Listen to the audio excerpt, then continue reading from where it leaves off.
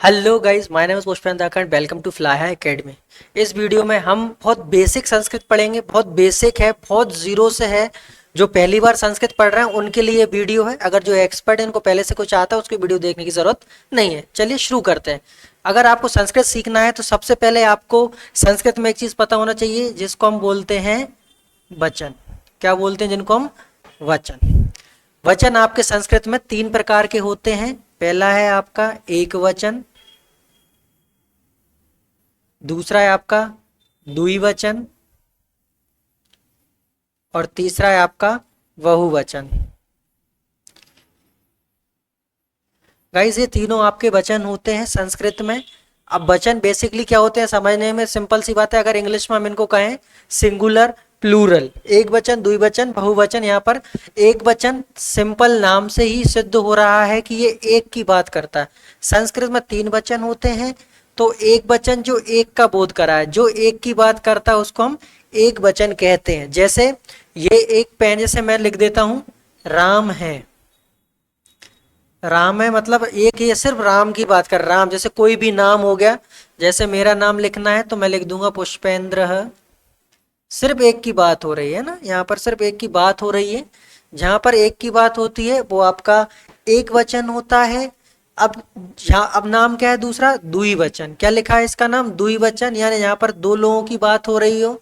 जब हम दो लोगों की बात कर रहे होते हैं तो हम उसको द्विवचन कहते हैं। जैसे अगर मैं इसको द्विवचन में लिखूंगा तो जैसे रामऊ, ठीक है। दो द्विवचन, यहाँ पे दो की बात हो रही हो। बहुवचन, बहुवचन यहाँ पर होता है यहाँ दो से ज्यादा। दो से ज्यादा, अब दो से ज्यादा कितने भी लोग हो सकते हैं, तीन हो सकते हैं, चार हो सकते हैं, हजार हो सकते हैं, लाखों हो सकते हैं। तो ये आपका बहुवचन। बेसिकली इंग्लिश में एक वचन को आप क्या बोलते हैं? सिंगुलर, और बहुवचन को प्लूरल। वहां पर द्विवचन नहीं होता, लेकिन संस्कृत में द्विवचन होता है। तो सिंपल सी चीज है। तो आपको ये बात पता होना चाहिए। अगर आप बेसिक संस्कृत जान रहे हैं, पहली बार संस्कृत पढ़ रहे हैं, तो बहुत बेसिक बेसिक चीजें हैं जो आपको पता होना चाहिए। तो हम संस्कृत सीखने के इस चैप्टर में आपको सबसे पहले ये चीज सिखाएंगे कि भैया वचन आपके जो होते हैं वो तीन होते हैं। अब आप कहें सर वचन पढ़ना क्यों जरूरी है? मैं आपको बता दूं, ये जो बहुत बेसिक चीजें, सब ABCD पढ़ते हो, छोटा बड़ा पढ़ते हो, उसी तरीके से संस्कृत में भी छोटा बड़ा होते हैं, ऐसा नहीं है। लेकिन एक बेसिक, एक सीढ़ी होती, बेस। हर जगह आपको वचन, पुरुष और लिंग आपको वहां पर मिलेंगे।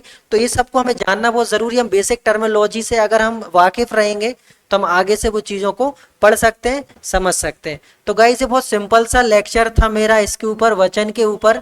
संस्कृत में वचन जो होते हैं वो तीन प्रकार के होते हैं, एक वचन, द्विवचन, बहुवचन। एक वचन का मतलब जो एक का बोध कराते हैं, जो एक की बात करते हैं। जैसे कोई भी एक व्यक्ति हो सकता है, कोई भी, जैसे राम खेलता है, श्याम पढ़ता है ना, आप पढ़ते हो, मैं पढ़ता हूं, तो यहाँ पर एक की बात हो रही है। द्विवचन, यहाँ पर दो लोगों की बात हो रही है। जैसे दो घोड़े दौड़ते हैं, है ना, दो लोग पढ़ते हैं, इस तरीके से। बहुवचन का मतलब होता है बहुत सारे घोड़े दौड़ते हैं, बहुत सारे लोग पढ़ते हैं।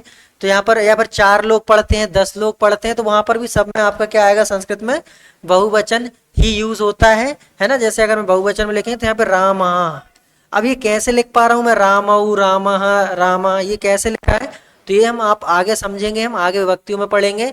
तो ये हमारी पहली एक शुरुआत है, एक सीढ़ी है संस्कृत को समझने की, संस्कृत को जानने की। कि संस्कृत में वचन आपको पहला वीडियो है, तो आप इसको अच्छे से पढ़ें, समझें, और आगे के वीडियो को बहुत ध्यान से देखें, एक भी वीडियो को मिस ना करें। अगर आपको बहुत अच्छे से संस्कृत आती है तो मैंने एडवांस वीडियो बनाया, आप उनको देखें और उनको आगे बढ़े। जो बहुत बेसिक संस्कृत सीखना चाहते हैं वो कृपया ये वीडियो देखें।